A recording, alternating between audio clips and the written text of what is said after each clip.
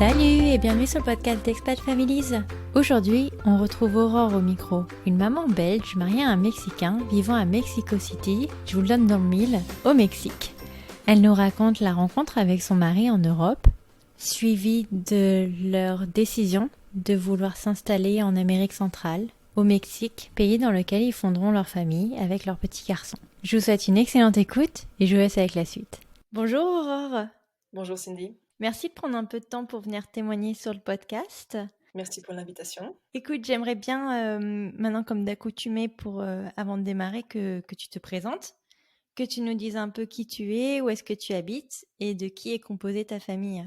Alors je m'appelle Aurore Courtois, je suis belge et j'habite là au Mexique depuis 6 ans maintenant et je suis chercheuse en physique, donc ici à l'Université nationale autonome du Mexique, à Mexico City donc. Et dans ma famille, c'est mon mari, Eduardo, qui est lui mexicain, et mon fils, Ajax, qui a 3 ans et demi. Voilà. D'accord. Bah écoute, merci beaucoup parce que tu es la première Belge que je reçois sur ce podcast et ça me fait très très plaisir, voilà, qu'on ne reste pas qu'entre coqs français. Voilà, c'est un podcast francophone. J'aimerais bien alors donc du coup qu'on fasse une petite rétro européenne, à savoir un peu ce qui t'a fait débarquer à Mexico City, à savoir un peu par exemple comment tu as rencontré ton mari par exemple. Et ça a commencé très tôt parce que j'étais expat déjà enfant, c'est pas expat étrangère, non, mais mes parents habitaient en Allemagne, c'était avant la chute du mur de Berlin. Ça me donne un coup de vieux comme ça, mais voilà. Et donc j'ai grandi en Allemagne, dans des communautés belges évidemment, donc c'était un peu des espèces de ghettos. Et puis, et puis malheureusement, c'est vrai, hein, c'est une chose qui reste et on a la bougeotte, hein, il n'y a rien à faire. Et donc, après mes études de physique en Belgique, j'ai décidé de faire mon doctorat en Espagne. Et donc, D'accord. j'ai trouvé une bourse, donc ça a aussi aidé. Et donc, j'ai fait mon doctorat à Valence, en Espagne. Et puis après, ben, la recherche, c'est un peu ça, on est un peu obligé de bouger. Et donc, j'ai fait ça s'appelle un post-doctorat, donc après le doctorat à Pavie, près de Milan, en Italie. Ouais. Et puis après, je suis rentrée en Belgique, tiens. Je suis rentrée en Belgique, et puis j'ai fait encore 1 an à Rome. Et là, on a sauté directement vers le Mexique. Donc, j'ai rencontré mon mari quand je commençais mon premier postdoc en Italie. Lui était en Espagne. Et donc, on a fait les fameux couples Ryanair. C'était la mode à l'époque. Et voilà, bah, il y en avait beaucoup, hein, des couples Ryanair. Et donc, c'était tous les 2-3 week-ends, on se voyait. Et quand j'ai déménagé en Belgique, lui a déménagé à Rome. C'était bien Ok. pratique. Et donc, c'est Ouais. pour ça qu'à un moment, j'ai dit c'est suffisant. Et donc, j'ai décidé de partir à Rome en contrat toujours belge, mais en étant à Rome. Et D'accord. Et lui, il est de quelle nationalité alors il est du coup? mexicain. Alors qu'est-ce qu'il faisait en Espagne? Il faisait comme toi de la recherche? Exactement. Donc, il est aussi physicien. Donc, voilà, c'est bien. Oh, Et sympa vos conversations sympa. à Et alors, table. c'est très nerd, hein, comme on dit. Ce serait quoi le mot français pour nerd? Enfin, bref. Ah, Et des geeks. Oui, des je crois que c'est geeks, le même oui. mot, hein. Ouais, c'est le Je mot. crois qu'il n'y a pas de mot en français. C'est Big Et Bang Theory, quoi. c'est un peu ça, oui, c'est un peu ça. Et donc, on s'est rencontrés dans le bureau où j'étais étudiante. Donc, je finissais mon doctorat, je commençais presque le post-doctorat. Et lui arrivait du Mexique à faire son post-doctorat en Espagne. Donc. Et donc, ton mari avait fait une demande de bourse pour lui aller en Espagne et puis après en Italie, c'est ça? Oui, et puis en fait, on fait des demandes pour aller un peu partout. Donc, on fait pas une demande, vu qu'il y a Ok. beaucoup. Donc, on en fait un peu partout. Et c'est toujours un peu le stress pour les couples en postdoc, c'est qu'on ne sait pas sur quel continent on va se retrouver, quoi. Donc, Et alors, donc, du coup, vous avez fait combien d'années le couple Ryanair, comme tu l'appelles? alors, on a fait ça je pense que pendant 4 ans. 3 ou 4 ans, La oui. vache. Ouais. Alors, attends, toi, ça t'intimidait pas le fait qu'il soit mexicain? Parce que je sais qu'il y a une toute petite différence de langue entre l'espagnol de Valencia et Mexico City. Une énorme différence, Ah oui. ouais, pardon, une énorme. Oui, justement, après 4 ans à faire l'effort pour avoir la feta et tout ça, eh bien, c'était la poubelle, quand j'en ai plus besoin. Voilà, donc, oui, mais finalement, bah, voilà, donc il y a eu, comment dire, bah, c'est un peu comme ton français et mon français, il y a des choses qu'on sait et qu'on apprend sur le tas, mais quand tu comprends pas le mot, tu demandes et tu dis, ça veut dire quoi, pardon? Ça a été plus dur avec ma belle-mère, par contre, oui, ça c'était beaucoup plus dur parce qu'elle vient d'un petit village au Mexique, et alors au début c'était, s'il te plaît, traduction, quoi, je comprends absolument rien. Ah oui, à ce Voilà, ouais. point-là? C'est rigolo. Et alors, attends, Eduardo, il savait parler français ou pas du Non, tout? et toujours pas d'ailleurs. Ah oui, bon. Mais il s'améliore là avec les chansons pour enfants. Il comprend beaucoup plus qu'avant. Ouais. Il comprend beaucoup plus et il dit merci. C'est Mais non, pas il mal. dit merci. J'ai dit non, tu dis, ah, mais c'est pas le gros mot qui commence par mère, c'est merci. C'est pas merci. Et donc voilà, donc il apprend avec l'école en ligne, finalement, parce qu'on est encore en ligne ici au Mexique, les écoles n'ont pas ouvert depuis le mois Mmh. de mars. Et donc finalement, l'école en ligne, c'est pas mal parce que ça permet à mon mari d'apprendre le français aussi, Ah, c'est avec, vrai que c'est pas mal. avec Ajax. Ouais. Donc à quel moment vous décidez de partir pour le Mexique? Alors, c'était un peu le hasard et un peu, bah, comme toujours. Donc, on savait qu'à un moment, on voulait commencer à faire des demandes. Il y a plus de bourses de postdoc, mais plutôt commencer à chercher quelque chose d'un peu plus permanent, dans ce qu'on appelle junior ou tenure track. C'est le terme. C'est OK. vraiment, je sais pas comment t'appelles ça. Je te laisserai traduire le tenure track. Et Bah, la voie vers un tenor en général, ouais, c'est c'est genre un ça. Ouais. grand champion, quoi. Bon, Voilà, bref. c'est un Je peu pense que ça. ça va de soi quand même. Mais pour nous, oui, mais c'est vrai que ça devient un peu C'est un vrai. jargon. Donc voilà. Et, euh, et donc, on a commencé à se dire qu'on devait trouver un pays où on pouvait tous les deux avoir un poste, ce qui n'est pas évident. Et en Europe, c'était un peu. Et c'était après la crise de 2008. Ça me fait aussi un coup de vieux. C'était quelques années après, quand même. C'était quelques années après la crise de 2008. Et aucun pays ne se récupérait vraiment. Et d'ailleurs, il n'y en a aucun qui s'est récupéré jusqu'à maintenant. Et je pense que là, ça ne va Mmh. pas, ça va pas aider non plus à ce qui se récupère. Non, c'est Et, clair. et- et donc, c'est une crise qui a eu un impact très, très fort sur tout ce qui est bourse et poste dans la recherche. Ouais. Et aussi, donc les États-Unis, c'était un peu compliqué, déjà parce que mon mari, il est pas très pro-États-Unis, hein, il est mexicain, donc c'est toi, t'es à fond pour, toi, t'es à fond contre. Et lui, il est à fond contre, donc voilà. Ouais, Et donc, je peux comprendre. oui. Et donc, on cherchait un endroit où on aurait pu être tous les deux. Et en sachant que mon mari a un très très bon CV, le mien n'est pas mal, mais bon, c'était quand même, c'est lui la tête de la famille. Jusqu'à ce que mon Mmh. fils développe la sienne, hein, ça, on ne sait pas encore ce qui va se passer. Et donc, on s'est dit, ben voilà, on va voir ce qui se passe. Et il y avait une conférence au Mexique et on avait commencé à décider de faire un peu de lobby plutôt de se montrer en tant que couple au Mexique. Donc ça marche un peu comme ça, où les gens te connaissent et si les gens ne te connaissent pas, bah, ils t'invitent pas, quoi. Donc on voulait se faire connaître comme Ouais. possible candidat pour avoir un poste. Donc, ça marche comme ça. Donc, c'est des conférences, il Oui, faut, c'est le réseau, quoi. c'est les réseaux, exactement. Et donc, moi, j'avais pas de réseau au Mexique. Et donc, voilà, donc on est venu, je pense que j'ai fait un voyage aux États-Unis, donc j'ai des collègues surtout en Virginie. Et donc, de là, ben, en fait, c'est super proche. Donc, tu vas de d'ici à Mexico, c'est 4 heures de vol, donc c'est pas Mmh. grand-chose. Ouais, c'est pas grand-chose. Ça dépend. Pour un Européen, Ryanair, c'est beaucoup, mais sur ce continent, 4 heures, c'est rien du tout. Donc voilà. Et donc, je pense qu'on a fait un ou deux sauts comme ça. Et donc voilà. Et donc, on a postulé pour un poste. Mon mari l'a eu. Donc, on a postulé les deux pour le Oh! même poste. Et les gens savaient pas qu'on était un couple. C'est lui qui a gagné. Et ouais, tant que c'était l'un des deux qui gagnait, c'était déjà quelque chose, hein, Oui, voilà. c'est clair. On pouvait pas gagner tous les deux, il y avait qu'un poste. Donc voilà. Et donc, et moi, j'ai réussi à venir avec mon contrat belge, qui me laissait la possibilité de voyager avec ce que j'avais comme contrat, et donc en justifiant, évidemment, donc j'ai justifié que j'allais travailler ici. Et voilà, et pendant ce temps, j'étais ce contrat belge, j'ai trouvé un travail, d'abord à Guanajuato, qui a, c'est quoi, c'est C'est où? Ouais. 400-500 km d'ici. Ouais, c'est D'accord. c'est pas très loin pour le Mexique, ça reste le centre, hein. Donc voilà. Et, et voilà. Et puis après, j'avais postulé pour revenir vers Mexico, parce que c'est bien d'être à 500 À km, Pétaouche? mais ouais, Ouais. exactement. Et finalement, c'était une expérience intéressante de me retrouver seule après, donc c'était après 6-7 mois, je pense, au Mexique, seule dans une ville ultra catho, euh, très, très, mais très provinciale dans le sens où, Traditionnelle, ouais. exactement, donc, et donc Mmh. justement, j'avais postulé avant, comme on postule un petit peu partout à la fois. J'ai eu une autre offre pour Mexico, et c'est comme ça que je suis revenue sur la, D'accord. sur la grande ville, la métropole. Alors, à quoi ça ressemble la vie à Mexico City? Parce que moi, de l'image que j'en ai, parce que j'habite aux US maintenant, donc ils disent que c'est extrêmement dangereux, que tu peux te faire kidnapper à chaque coin de rue dans ta voiture, euh, que tout est corrompu. Oui, ça c'est vrai, Je oui. sais. Ça dépend beaucoup des quartiers. Donc, ça dépend des quartiers que tu considères. Il y a les quartiers avec l'étiquette expat, hipster, branchouille. Ces quartiers-là sont aussi dangereux, hein. Donc, je pense qu'il n'y a aucun quartier où tu peux vraiment te promener sans être un peu dans un état d'alerte, entre guillemets. Donc, par Oui. exemple, ce qui pour moi était difficile au début, c'était traverser la rue.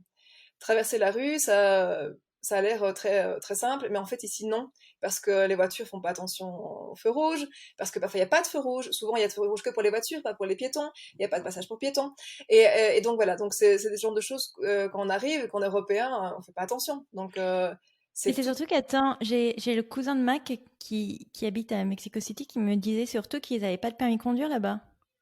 S'il y a un permis, tu l'achètes, il n'y avait pas d'examen, ouais, c'est ça. Oui, il y a un truc comme ça où Ouais, genre ouais, tu peux avoir zéro expérience que tu peux exactement, être oui. derrière ton volant, quoi. Exactement. Et donc moi j'ai eu cette expérience. Donc j'avais passé mon permis il y a très longtemps. Tu sais, il fallait que je l'aie parce que j'avais 18 ans et donc il fallait que je l'aie. Voilà. Je l'ai eu. Ouais. C'était une expérience traumatique avec mon père. Et voilà, j'ai conduit 3 fois dans ma vie. Et voilà.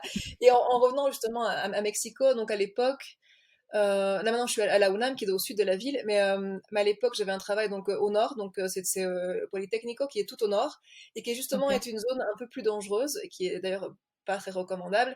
Et donc mon mari me dit hors de question que tu ailles en métro. Voilà. Parce que tu vas être la seule fille, la peau si pâle, et en plus tu mets des jupes, alors j'imagine même pas, blablabla. Et donc voilà, donc j'ai dû apprendre à conduire. Alors moi j'ai pris des cours, hein, parce que je me dis, j'ai pas envie de mourir quand même, donc voilà. Et donc j'ai pris des cours, et donc j'ai appris à conduire. Je me suis lancée seule avec une voiture d'occasion qui est toujours entière, la voiture d'ailleurs. Euh, et voilà. Et donc j'ai commencé comme ça après quelques cours à conduire seule dans les quartiers quand même pas très fréquentables de Mexico. Et donc j'avoue que donc c'est une automatique. Alors mon père me dit comment ça c'est pas conduire. J'écoute papa, je vais d'un point A à un point B en restant vivante. Voilà, voilà. Donc Ouais. donc c'est Mais automatique. ils ont des boîtes manuelles de toute façon au Oui, Mexique ou oui, pas? ça existe, ça Ah existe. ok. Ouais. Et voilà, donc c'était intéressant. Et conduire, c'est très stressant, hein, malheureusement. Donc j'ai pas beaucoup d'expérience et je pense que là maintenant je conduis comme une Mexicaine. Voilà, donc, ouais. Ça veut dire quoi alors du coup tu vas à la va-vite, tu klaxonnes à droite à gauche, comment ça? Mais comme il y a pas vraiment de règles, donc par exemple si tu mets ton clignotant pour tourner, ben, les gens vont accélérer pour pas te laisser passer, tu vois. Donc c'est comme ça que j'ai eu Sympa. mon premier accident. Donc ils Euh, sont assez agressifs? Ils sont très agressifs, très agressifs. Donc Ah il faut pas que tu montres ce que tu vas faire, il faut que tu le fasses très vite, sans qu'ils se rendent compte que tu vas le faire. Et donc voilà, c'est un peu ça, il n'y a pas de règles. Oui. ouais. Bon ben tu me donnes pas envie d'aller ma nature anxieuse me donne pas envie de de conduire au Mexique. Et alors, comment ça se passe alors la vie sur place? Parce que de ce que je comprends, tu vis, bah, en tout cas, si tu as les moyens, quoi. De ce que je comprends, tu vis entre quatre murs avec un chauffeur, quoi. Non, ça c'est vraiment les gens très riches, hein. Donc c'est vraiment les gens très riches. Et souvent, bah, ça dépend aussi. Donc ça dépend. Donc beaucoup de Mexicains sont un peu dans ce style-là, l'exposition de la bourgeoisie, l'exposition de vraiment exposer et montrer qu'ils sont riches. Mais par exemple, je pense qu'il y a beaucoup de expats, vrais expats ou européens qui ont encore un salaire européen, je pense. Oui. Donc oui, donc expats qui vivent à la européenne. Donc il y a des quartiers qui sont c'est les quartiers, justement, on parlait de l'article dans le New York Times qui est sorti sur les Américains qui viennent vivre à Mexico. C'est des quartiers où il y a des parcs, tu peux marcher. Donc il y a des quartiers où tu peux vraiment marcher, voilà. Et t'as pas besoin de Ok. la voiture. Et donc c'est les quartiers où, en général, tu trouves les Européens, où tu trouves les hipsters, c'est un peu le Brooklyn de New York. Et donc c'est entre parcs, boulangeries françaises, tout ça. Donc il y a des gens qui disent on trouve pas tortilla. Donc tu trouves le croissant, tu trouves la baguette, mais tu trouves pas la tortilla. Donc voilà, donc ça existe ces quartiers. D'ailleurs, on habitait un de ces quartiers quand moi je travaillais au nord et mon mari au sud parce que c'était juste en plein milieu, donc Au c'est milieu, ouais. pratique. Et par contre, c'est des quartiers un peu plus chers, donc Ouais. voilà. Donc ça dépend où tu habites, évidemment. Ce qui est vrai, c'est que c'est un peu dangereux partout, c'est clair. Il y a des quartiers où c'est beaucoup plus dangereux que d'autres. Faut faire attention partout, Oui, évidemment. mais c'est comme à Paris, je veux dire, on va pas te mettre un pistolet sur la tempe à chaque coin de rue, quand même. Ça dépend des moments. Donc en période d'élection, par exemple, ça arrive. Ah oui, Oui, bah, voilà, en période d'élection, ça arrive. Même dans les centres commerciaux qui sont un peu branchouilles, il y a eu des accidents en période électorale, par exemple. Oui, ça arrive. Ouais. elles sont toutes les combien de temps, les périodes électorales? Tous les 6 ans. Toutes Ouais. les c'est vrai que c'est long pour vous, c'est vrai que c'est long. Surtout quand on a les présidents Qui sont, voilà, qui sont mais assez minables. voilà, donc voilà, personne de présentable se présente, on va dire, donc voilà, on a ce qu'on a, hein, donc voilà. Bon, c'est une aparté politique. Voilà. Donc la vie suit son cours, j'imagine. Alors à quel moment vous parlez potentiellement de mariage ou, d'étendre, votre famille? Alors le mariage, c'est venu comment? Je pense que c'était mon idée, c'est rarement l'idée du mec, je sais pas pourquoi, mais voilà. Et comment ça s'est fait? Je pense qu'à un moment, on a commencé à penser à acheter un terrain ou avoir une maison pas de vacances, mais avoir un peu plus vers le futur. Ça, c'est aussi le côté belge. On dit que les Belges ont une brique dans le ventre. Et donc voilà, donc, en sachant que les pensions, c'est pas comme en Europe ici, donc c'est pas trop si on Ouais, aura, combien ça va être, enfin, donc il faut penser un petit peu. Et le côté préventif, c'est le côté européen, parce que les Mexicains pensent absolument pas au futur. Et souvent, c'est parce que la plupart des Mexicains doivent vivre au jour le jour, hein, donc c'est pas non plus une critique qui est ouais. vraiment valable. Et je trouve aussi que le côté européen, en tout cas les Belges, c'est un peu trop, ils sont trop casaniers, donc c'est un peu trop la maison, la maison, la maison. Donc voilà, il fallait un juste milieu. Et d'ailleurs, selon beaucoup de mes amis belges, quand j'ai eu 30 ans et que je n'étais pas encore mariée, c'est oui, Aurore. Aurore, catastrophe, qu'est-ce que tu vas faire de ta vie? Oh, quand T'as pas même. de maison, t'as pas de voiture, t'es pas marié, t'as pas d'enfant, mais c'est quoi ton problème, non? Et donc je suis pas du tout dans cette dynamique-là, mais à un moment je me suis dit bon, voilà, ça serait peut-être bien vu qu'on devrait rester ici au Mexique de commencer à penser à ça. Et donc là les banques, on était voir deux trois banques, et les banques disent Mmh. bah, c'est mieux si vous êtes mariés, hein, et parce que c'est plus simple pour des questions de bureaucratie, tout ça. Et OK. donc c'est pas là qu'on s'est mariés, mais à un moment on s'est dit, ben, si on veut rester longtemps au Mexique et qu'on veut commencer à avoir quelque chose d'un peu plus stable, peut-être que ce serait bien de se marier. Et donc voilà. OK. Et donc vous trouvez un terrain? Donc on n'a pas acheté de terrain, on a acheté un appartement longtemps après, parce que le terrain c'était compliqué, mais enfin bon, il y avait l'idée était là, donc voilà. OK. Et alors à quel moment vous décidez d'étendre la famille? Ben, un peu avant déjà, donc je pense que c'était déjà. C'est aussi le côté européen, la fameuse horloge biologique. Et donc, pendant très longtemps, mon mari, donc à l'époque c'était mon copain, mon fiancé, je sais pas comment t'appelles ça. Et donc souvent c'était genre ouais, mais je sais bien qu'on voudrait avoir un enfant un jour, mais c'est toujours, mais tu sais là, toi t'es en Belgique, moi en Italie, et puis il y a toujours une histoire, et puis là on est au Mexique, mais on n'a pas encore de poste permanent. Il y a toujours une excuse, Oui, et puis à un moment j'ai mais fait c'est épuisant les excuses là, hein, c'est bon. Et puis, qu'est-ce qu'il y a eu? Les fameuses, toutes mes amies ont mis 1 an à tomber enceinte, tu vois. ouais. Alors, tu sais, là, je commence à avoir, tu vois, un certain âge. Et donc, voilà, à un moment, il a dit, OK, c'est bon, j'ai compris, j'ai plus d'excuses. Et voilà. Et donc, on n'a pas attendu 1 an. Je pense qu'on a attendu exactement 1 mois. Et voilà. C'est arrivé. Ah donc il est arrivé super rapidement Ah, alors? super rapidement, ouais. Ah c'est génial! Ouais, Et ouais. comment ça se passe alors le suivi d'une grossesse au Mexique? Comment ça se passe? Est-ce que c'est très médicalisé par exemple? C'est très médicalisé et alors j'ai eu la chance entre guillemets, donc je sais pas du tout comment c'est dans d'autres pays, hein, j'avoue que c'était ma seule expérience, et je me suis pas beaucoup intéressée aux grossesses de mes amis. J'avoue que c'était pas du tout mon intérêt à l'époque. Donc Ouais. c'était un peu une inconnue pour moi aussi, c'est comment ça se passe la grossesse. Et j'avais déjà un gynécologue qui avait plein d'appareils super branchouilles et tout ça, donc on a pu voir la petite crevette. Déjà, je dis, mais c'est quoi ce point-là? On peut déjà le voir, donc c'était impressionnant. Et Ouais. j'ai eu la chance, donc il y a pas mal de groupes Facebook de parents expats ou tout ça, et donc il y avait un groupe, ça s'appelle les parents francophones au Mexique, je pense, un truc comme ça. OK. Et donc la responsable, donc c'est la fille qui a créé le groupe, et doula. Donc OK. Marion, si tu m'entends, je vais envoyer. Marion s'appelle Marion. Euh, et donc justement, elle faisait pas mal pas de publicité, mais elle mettait de temps en temps un petit peu d'annonces sur sa page pour les choses pour les doulas. Donc, elle commençait à dire un petit peu ce qu'on appelle l'accouchement humanisé, c'est ça? C'est donc je dois penser maintenant en Oui. espagnol, l'accouchement humanisé. Et donc, je connaissais pas trop. Et à un moment, mon gynécologue commençait à vraiment un peu m'embêter, dans le sens où il me dit, bah, voir les hôpitaux, tu peux choisir ceci, cela. Et alors, il m'expliquait dans les hôpitaux, ben tu vois, il y a la salle de préparation, la salle d'expulsion, la salle de babadar. Et je lui dis, mais comment? parce que selon moi, j'avais une idée que c'était tout au même endroit, que mon mari pourrait être avec moi, et que... Alors il m'expliquait, non, tu dois arriver à Jeun. Mais j'écoutais, comment je vais arriver à Jeun à mon accouchement si bah, je sais pas quand ça va se passer, Bah donc oui. je vais manger, quoi. Ah non, mais de toute façon, le médecin va le provoquer, ça va être planifié, donc tu vas arriver à Jeun. Et là, j'ai commencé à avoir un petit peu de doute, et puis alors le médecin me disait, de toute façon, vu ton âge, donc j'avais 33 ans à l'époque. Ça Donc, va. ouais, j'avais 33 ans à l'époque. Vu ton âge, ça doit être césarienne. Et je fais, comment ça, césarienne?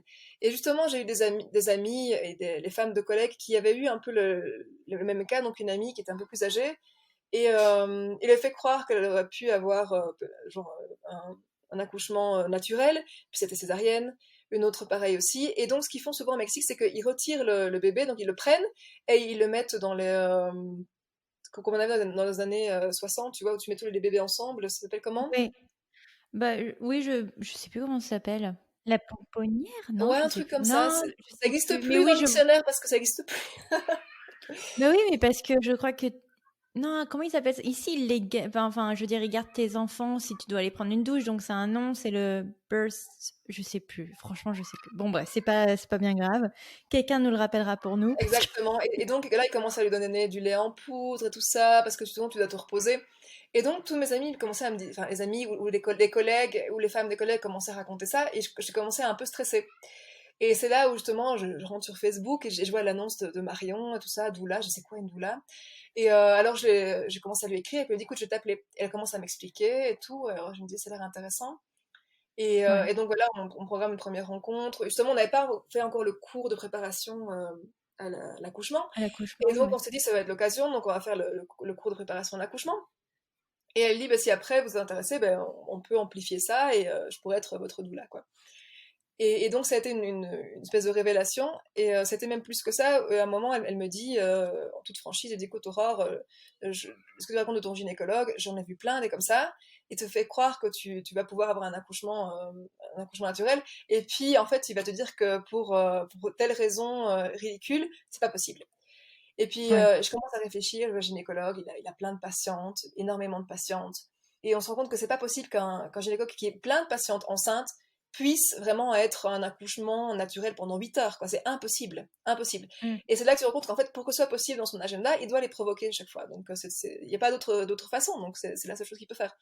Et donc à un moment, je pense que c'était la nuit la plus longue de ma vie, et là où j'ai moins dormi, mais finalement j'étais quand même, c'était important. On va voir le gynécologue, on passe à 10 heures du soir au lieu de 6 heures, tellement il y avait des gens et tellement il y avait du retard. Et puis je lui dis, bah, écoutez, en plus, on parlait d'épisiotomie, et je lui dis, écoutez, justement, une question, parce que Marion me dit, pose-lui telle question pour voir un petit peu ce qu'il pense. Et alors je lui Ouais. pose la question, et puis il me fait, évidemment que je vais te la faire. Et je lui dis, mais Oh, pourquoi?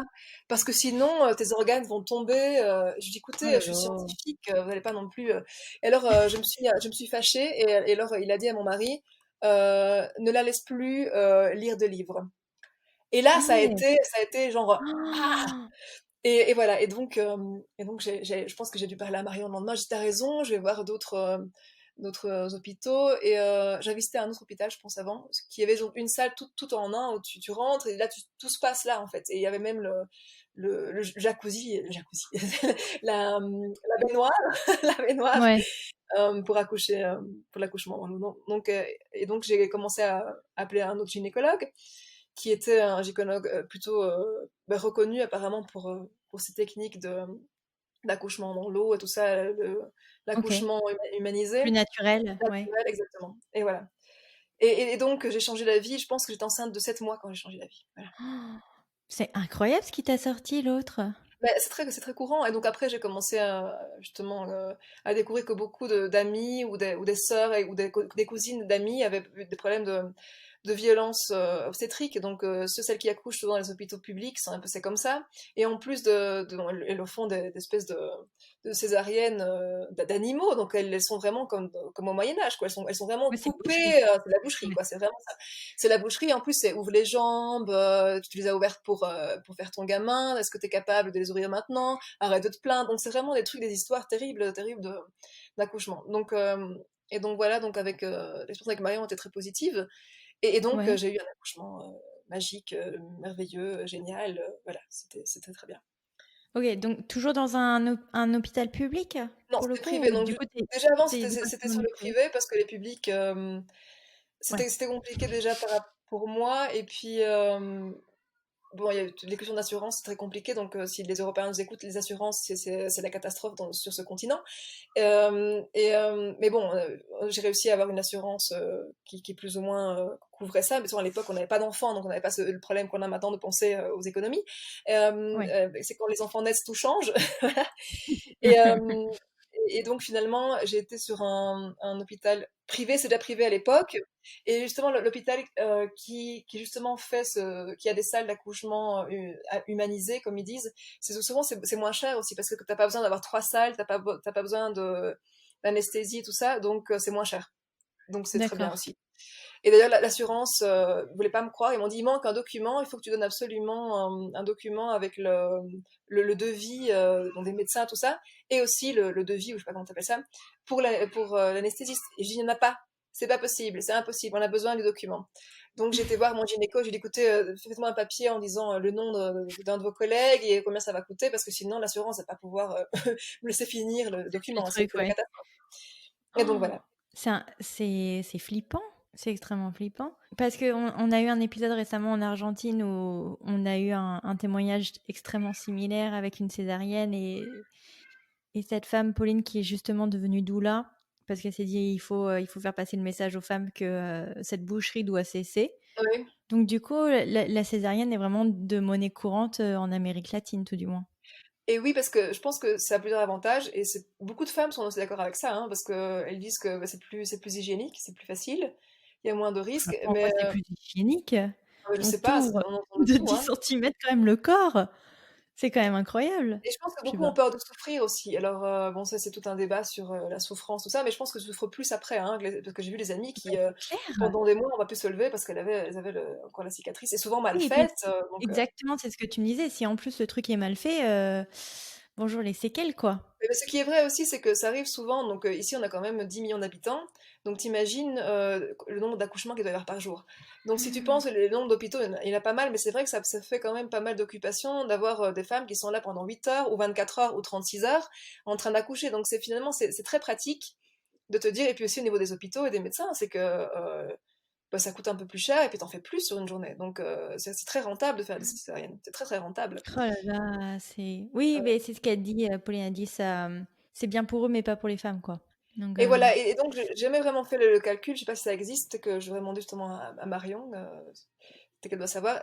Est-ce que c'est possible, est-ce que c'est faisable d'avoir des hôpitaux pour que toutes les femmes d'une ville aussi grande puissent accoucher de façon naturelle? Ça, je sais pas, par exemple, tu vois, parce que c'est vraiment, ben, on est beaucoup quand même, hein, 10 millions d'habitants, donc c'est pas mal.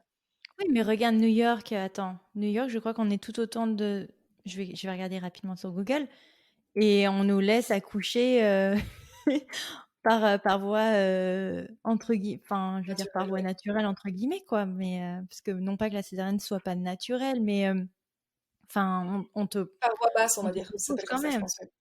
Mais oui, et d'après Heu, ce que j'ai compris aussi de pas mal d'amis en Belgique, je pense que en Belgique et même aussi j'ai des cousines en France, tout ça, je pense que ce qui est complètement naturel ici, donc ce qu'on appelle l'accouchement naturel, ça n'existe pas vraiment non plus, ou juste dans quelques communautés très très hippies.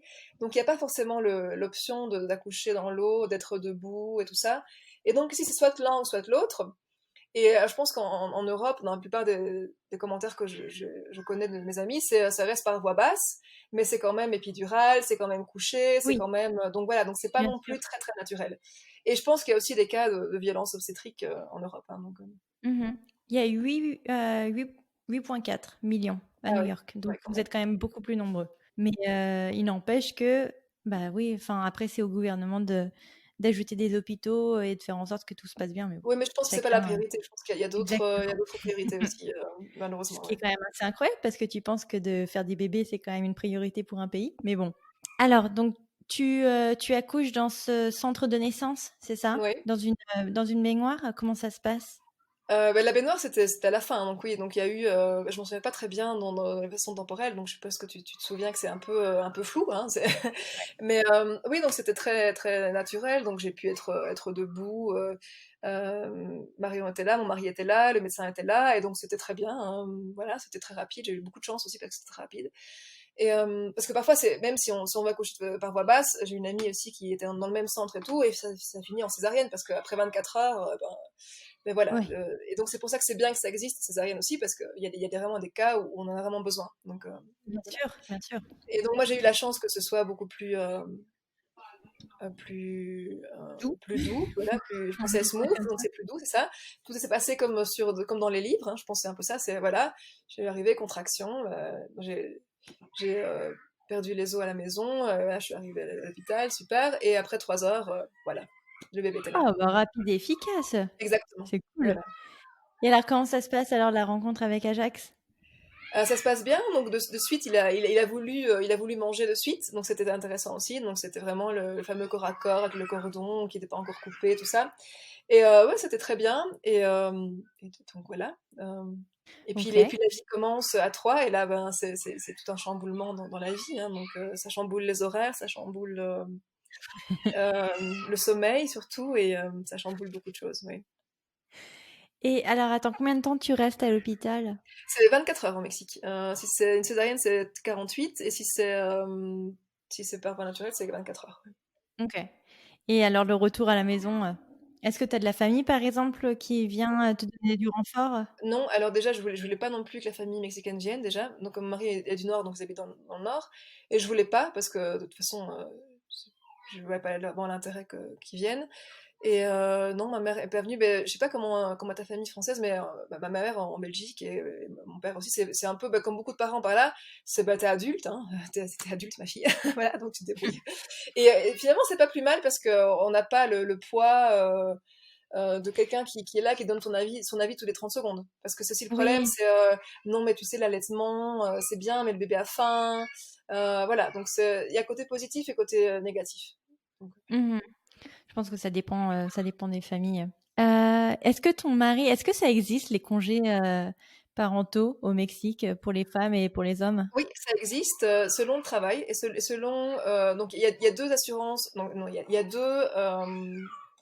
deux sécurités sociales différentes. Donc, il y a deux systèmes différents. Et selon le système de sécurité sociale que tu as droit à un congé avant et après. Donc c'est 2 semaines avant, 2 semaines après, ou un truc comme ça, ou tout Ok, après. ok, Alors, mon cas était un peu différent, c'est que j'ai changé de travail juste avant l'accouchement. Donc j'ai signé, mon fils est né le 8 mai, et j'ai signé le contrat le 5 mai. Donc c'est super. d'accord. Et donc j'avais droit, je pense, à autant de semaines, plus des vacances, tout ça. Mais évidemment, comme j'ai changé de travail juste avant, ben, j'ai pas voulu prendre des congés, donc j'ai pris le minimum. Donc les vacances commençaient genre fin juin. Donc j'ai pris du 8 mai à fin juin, et les vacances en plus. Et donc j'ai recommencé fin juillet à travailler. J'ai commencé le nouveau travail, donc j'ai changé Ok. d'une université à une autre en fait. Voilà. Donc c'était un peu bizarre. Et donc officiellement j'ai pas pris mes congés. Ouais. Et mon mari a eu Et droit je pense qu'il a eu ouais, droit à 2 semaines. Ouais. ouais. Sympa. Mais alors donc du coup, comment tu t'organises une fois que tu dois retourner au travail? Est-ce que vous avez un système de crèche? Est-ce que tu prends une nanny? Comment ça se Ouais, passe? alors c'était toute une histoire. Donc la crèche, on l'avait trouvée avant. Donc évidemment, là c'est aussi grâce à toutes ces histoires de mes amis belges. Donc en Belgique, il y a tellement peu de crèches que les gens se mettent sur liste avant de tomber enceinte. Donc j'ai des amis qui étaient sur des listes en état de pré-enceinte. Tu vois, je veux avoir un enfant, donc je me mets déjà sur les listes. Parce que c'est un peu, il y a très peu de crèches, parce qu'il y a beaucoup de normes à suivre, et donc il y en a peu qui peuvent ouvrir. Et donc j'ai commencé aussi à paniquer. Et donc on a cherché des crèches. Et donc à l'époque, on n'était pas sûr de savoir où j'allais être quand j'avais postulé pour changer Ouais. d'université. Mais c'est quand même une très grande ville avec beaucoup de trafic, donc c'est quand même pas facile. Et donc j'avais repéré une crèche. Et donc on s'était pré-inscrit, mais j'étais pas sûre que j'allais pouvoir. Donc c'est une crèche qui est près de l'université où je suis maintenant, mon mari est aussi d'ailleurs. Et donc quand j'ai su que j'allais avoir l'offre d'emploi, ben, on a de suite réservé cette crèche-là. Ok. Donc j'étais enceinte de 6 mois, je pense, à l'époque, 7 mois peut-être. Ouais. Et voilà, donc j'avais emménagé à la crèche qui était super bien. C'est une crèche Reggio Emilia, je sais pas si tu connais le système. C'est pas Pas Montessori du qui est très tout. à la mode ici, donc c'est Reggio Emilia, c'est aussi un truc italien, mais c'est beaucoup plus autonomie de l'enfant, mais plus basé sur le côté naturel, tout ça. C'était super Ouais. sympa. Et donc Ajax est rentré à la crèche à 3 mois. Voilà. Waouh. Et comment tu...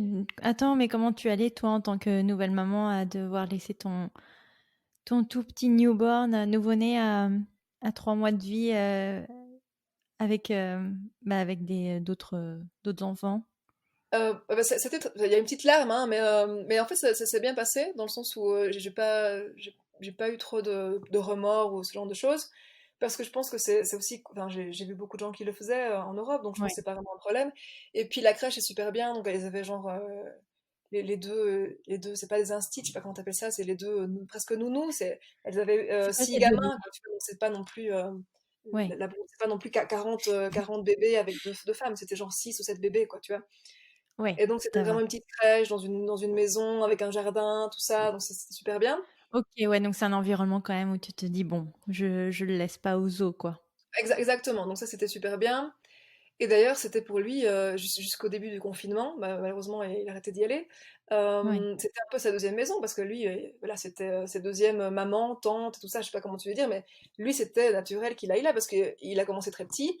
Et donc on n'a pas eu non plus la crise du on met l'enfant à la crèche et l'enfant veut pas y aller. Donc lui ouais. depuis qu'il est tout petit, voilà, il y est. Donc C'est trop cool. Attends, vous avez pu garder la même crèche depuis tout ce temps-là? De 3 mois à 3 ans, là? jusqu'à donc le Oui, confinement jusqu'au a commencé, confinement. Jax Mars, allait ouais. presque avoir 3 ans, ouais, donc oui. C'est trop bien. Ouais, ouais. Et donc là, j'étais tranquille là-dessus. Et puis alors, ben moi, je devais, alors, je pompais mon lait, c'était super, magnifique. Et, et donc, il buvait mon lait pendant, ouais, pendant 6 mois. Il a fait ça, donc donc il a juste, donc j'ai allaité tout ce temps-là. Et, et comment dire, ce qui était un peu difficile, c'était justement de reprendre. Et c'est là où, justement, j'ai pas eu d'angoisse par rapport à ça. C'est que notre travail est tellement prenant, c'est vraiment un travail très, très demandant, la recherche, et donc recommencer dans un nouvel environnement avec des nouveaux collègues et tout ça, c'était un peu, c'était beaucoup d'énergie aussi, donc c'était un peu difficile au début de pouvoir changer de rythme, parce qu'avant on travaillait un peu comme on voulait, donc la recherche ça n'a pas d'horaire, et donc si j'avais fini de faire mes recherches à 7h du soir, 8h du soir, bah, c'est pas grave, là c'était différent, donc il fallait absolument aller Ouais. prendre le petit à la crèche, puis les nuits sont plus courtes, hein, tu sais bien, au début c'est Ah oui. pas la même chose. Puis il fallait que je pompe le lait, c'était un peu difficile.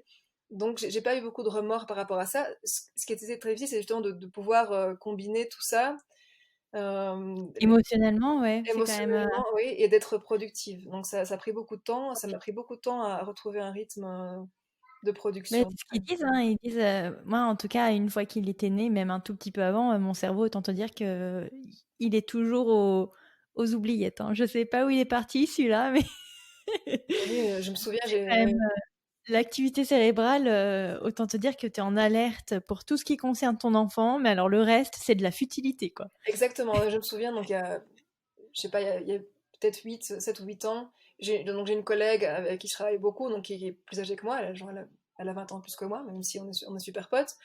Et elle me disait à un moment, mais tu sais, cet article-là, on a écrit avec tel, un tel bazar, et, euh, et puis on l'a jamais publié parce que j'étais enceinte de ma fille, et puis je venais d'accoucher, et là je comprenais absolument pas. Je disais, mais c'est quoi? Ben, c'était enceinte, t'accouches, voilà, ça peut faire mal, enfin bref. Et tu dis, bah ouais, bah, à un moment, bah, c'est juste un état physique, tu vois.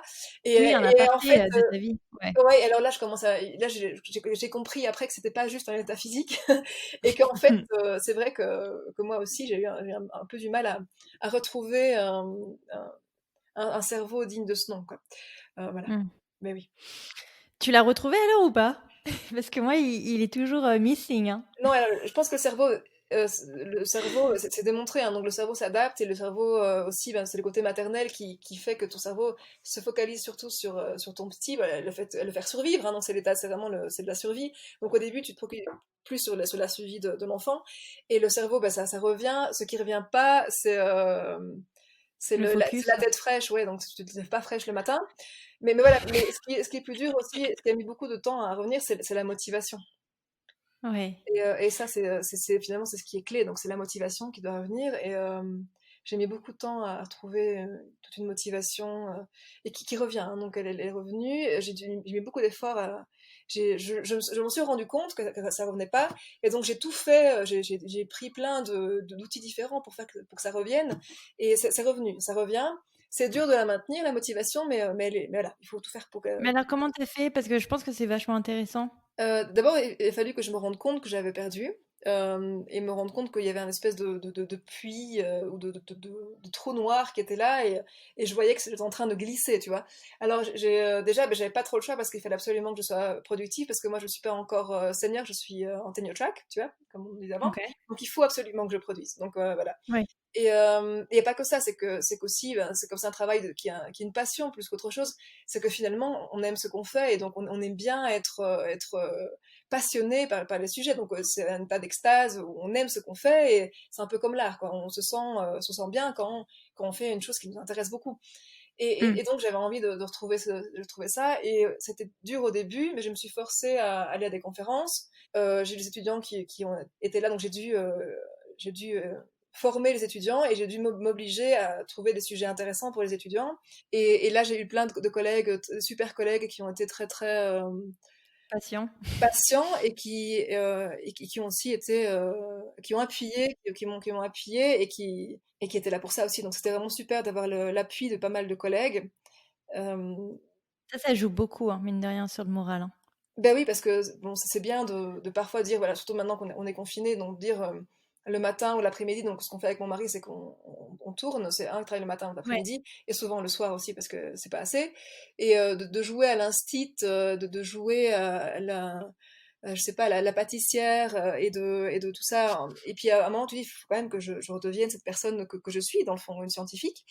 Et parfois c'est difficile. Et donc j'ai eu l'appui de pas mal de collègues.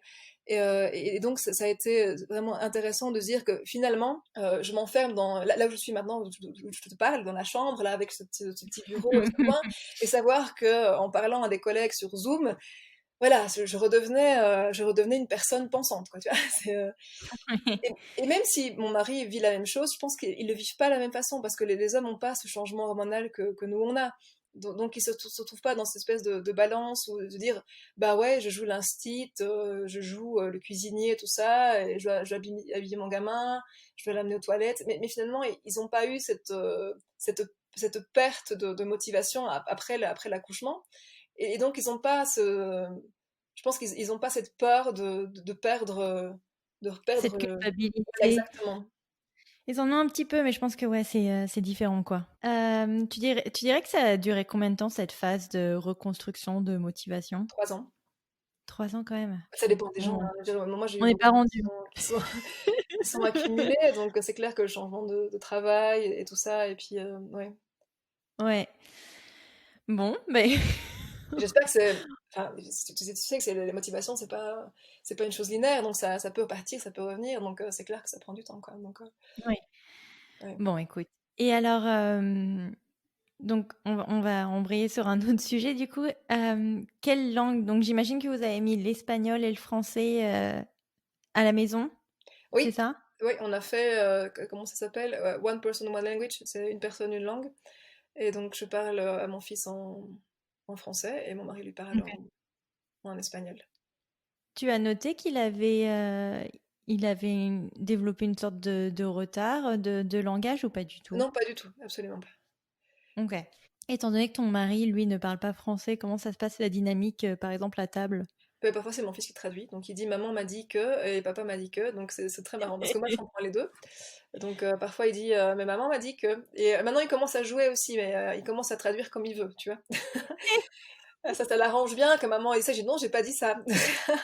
Donc voilà, donc il a compris les astuces. Là où on a commencé à avoir un peu des problèmes, où moi je veux parler juste en français, c'est qu'à un moment, c'était pas suffisant d'avoir juste la crèche, et comme il allait rentrer, donc là il est rentré au lycée français, et donc on savait qu'on allait le mettre au lycée, et le lycée c'est jusqu'à 1h de l'après-midi. Et donc on avait commencé avant le confinement, d'avoir aussi une nounou, parce que évidemment, ben, pas travailler jusqu'à En 1h, donc support? en support. Ouais. Donc on avait commencé à préparer le terrain, donc on l'avait quelques jours par semaine. Et donc ça commençait à être difficile pour que moi je lui parle en français devant la nounou, par exemple. Et donc c'était parfois un peu différent. Ou il y a des personnes qui sont un peu offusquées si je parle pas en espagnol quand ils sont là, tu vois. Et donc Ah parfois je ouais? disais, bah, écoutez, je parle à mon fils, donc je parle en français. Ouais. Mais tu veux dire des gens étrangers ou tu veux dire juste des gens de la famille? Non, bah des gens, tu sais, à l'époque on pouvait encore socialiser. où on sortait et des gens, mais qu'est-ce que tu lui dis? J'ai pas compris et pourquoi? Et j'ai écouté, ben, je lui parle en français, donc voilà. Et donc je lui dis, bah, tu peux répondre en espagnol. Et il a mis pas mal de temps et parfois il comprend pas encore très bien laquelle est laquelle. Il sait avec qui il parle laquelle et parfois il confond et parfois il est pas sûr. Et donc il mélange un petit peu. C'est vrai que c'est des langues toutes les deux latines, donc tu penses que ça peut être facilement indissociable. Mais là, il fait des choses très très marrantes. Donc il dit des choses. Qu'est-ce qu'il a dit l'autre jour? Ah, et bon, il y a les faux amis. Donc évidemment, les faux amis, ils passent dans l'un ou l'autre. Il veut dire maman, je suis tombée. Et alors il dit à son papa, papa, m'est tombé. Et tomber en espagnol, ça veut Mais dire, tombé. ça veut dire se coucher, quoi, tu vois. Alors il fait Ouais. plein de choses comme ça. Donc c'est très marrant, hein. Il me dit non, c'est pas comme ça qu'on dit. Alors, mais voilà. À la crèche, du coup, il parlait les deux langues ou il parlait que en C'était espagnol? Il qu'en parlait qu'en espagnol espagnol. et beaucoup de crèches ici, donc c'était une crèche privée, et beaucoup de crèches privées, malheureusement, ben, selon mon point de vue, ont tendance à vouloir faire plus vers l'anglais, donc ils ont des espèces de cours en anglais Ok, aussi, et souvent c'est les anglais, c'est pas les anglophones qui donnent, c'est les maîtresses qui apprennent les chansons, quoi, en anglais. ok. Donc ça donne un truc intéressant, t'imagines l'accent espagnol en anglais. Mais alors donc du coup, comment toi tu as renforcé le français à travers la nanny par exemple que tu as employée, elle parlait espagnol, c'est ça? Espagnol, oui, ben, donc moi je lui parle en français. Comme je te dis, on parle beaucoup à la maison, donc c'est pas vraiment un problème. Et puis, mais donc c'est clair qu'il y a eu des moments où quand il commençait à parler à peine, il parlait plus français. Puis à un moment, il a développé avec ses amis, donc à la crèche, c'était plus espagnol. Et puis depuis qu'on a confiné, ben c'est plus français parce que malheureusement j'étais contre la télévision, mais là je pense que la télévision c'est devenu mon ami. Et donc il voit la télévision en français, donc c'est Petit ours brun, Choupi, Caillou, tout ça. Ouais. Mais alors donc du coup, oui, ça allait être une de mes questions. Qu'est-ce que tu as comme support? Est-ce que par exemple tu peux te faire shipper des livres en français ici? Mon frère qui est bibliothécaire nous envoie tous les 6 mois ou Oh, tous les ans la une grande, chance! une grande caisse de livres, ouais. Mais parce que j'ai cru comprendre que c'était compliqué d'envoyer du courrier au Mexique. Ok, ça dépend beaucoup des paquets, donc si tu as un concierge chez toi, c'est plus facile. Nous, on n'en a pas, donc on fait envoyer les paquets chez des amis qui en ont. Et il faut faire, évidemment, tu payes l'extra pour que ce soit traçable, sinon là, c'est perdu d'avance, hein. Donc, parce que quand ça arrive sur le pays, les gens voient si tu peux le suivre ou pas. Et si tu peux pas le suivre, c'est facile de le voler. Et donc on fait Ouais. suivre. Parce que je me rappelle avoir essayé d'envoyer mon faire-part de mariage à la famille de Mac. Ils nous ont dit ça ne sert à Ah, rien. une lettre, non, une lettre, ça sert à rien de le faire, non, évidemment. Ouais. C'est vraiment étonnant. Ils vont l'ouvrir, ils vont le jeter. Donc ne t'embête pas de nous envoyer un truc. Tu l'envoies par email, c'est plus facile, ouais. Mais le courrier, c'est pas. Les colis, Amazon passe très bien. Amazon, c'est trop efficace d'ailleurs, hein. Mais et les colis, avec un suivi, si t'as un concierge qui est là pour récupérer le paquet, ça marche. Ouais. Ok, bon, bah, c'est cool. Mais alors la vie en tant que telle au Mexique, tu dirais qu'il y a quand même deux types de catégories de personnes. Tu as ceux Ou plus, hein. qui veulent la vie de roi telle qu'on peut l'imaginer au Mexique et tu as ceux qui veulent plus se fondre dans la masse, c'est ça? Et puis il y a aussi les plus jeunes qui vont faire les zapatistas au Chiapas, oui, ça aussi. Ouais. Quoi? Tu connais pas, donc t'as tous les Pas jeunes. du tout. Donc il y a le mouvement, c'était la mode en Belgique quand j'étais plus jeune. Donc t'as les zapatistas, donc c'est ceux qui sont, donc c'est un mouvement au Chiapas qui est pour les peuples indigènes et qui se base sur le nom de Emiliano Zapata, justement. Et donc c'est tous des jeunes qui viennent faire un peu les rebelles et qui viennent appuyer la cause indigène et tout ça. Et donc c'est très très à la mode, toutes ces régions super sympas, un peu hippies du Mexique. Voilà, il y a beaucoup de plus jeunes, donc c'est pas vraiment pour les familles, mais c'est plutôt des gens qui font qui bourlinguent, quoi, donc qui partent à l'aventure, leur sac à dos, et qui viennent à Ah, les les plages, backpackers. les backpackers, voilà, donc c'est ça. C'est les D'accord. plages, on vit en hippie, on va aider les indigènes, on va appuyer les causes. Il y a ça aussi, ça existe aussi, oui. Ok. Mais là, je Et suis, alors, je suis plus assez jeune pour ça, oui. Oui. et puis il faut avoir l'énergie, je pense surtout. Oui, oui, et être un petit peu idéaliste et parfois un peu aveugle aussi, parce qu'il y a beaucoup d'autres problèmes au Mexique, mais voilà. Ouais. Et alors, qu'est-ce qu'on peut te souhaiter, nous, pour la suite? Est-ce qu'on te souhaite On sort de confinement, un... que le vaccin arrive. Ouais, Que le vaccin arrive, oui, que les gens prennent conscience, hein, peut-être, oui. Comme ouais. partout dans le monde, tu vas me dire, oui. Non, C'est pareil chez c'est vous une aussi, très bonne j'imagine. cause. Ah oui, bah tu vois, on est les beaux cas d'une illustration à savoir si ton gouvernement est efficace ou non. Et ben, on sait que le nôtre ne l'est pas, au même Je titre que pense que le tout de tien. même, vous avez eu la preuve ultime que c'était le cas, hein, donc voilà. Bah, nous, je pense que dans 12 jours, on va être très heureux de changer. On compte les jours d'ailleurs, c'est pas 12, maintenant c'est 11, de changer d'administration parce que J'imagine. il est temps de prosécuter les bonnes personnes et de les mettre en prison. Ouais. Parce que- Enfin bref. Non, bah écoute, Aurore, merci beaucoup, beaucoup, beaucoup pour ton témoignage. Mais merci à toi. Merci beaucoup. Voilà pour cet épisode. J'espère qu'il vous aura plu. N'hésitez pas à venir nous rejoindre sur les réseaux sociaux, notamment sur Instagram, pour poursuivre la conversation. Moi, en attendant, je vous dis à la semaine prochaine pour un prochain épisode. Ciao!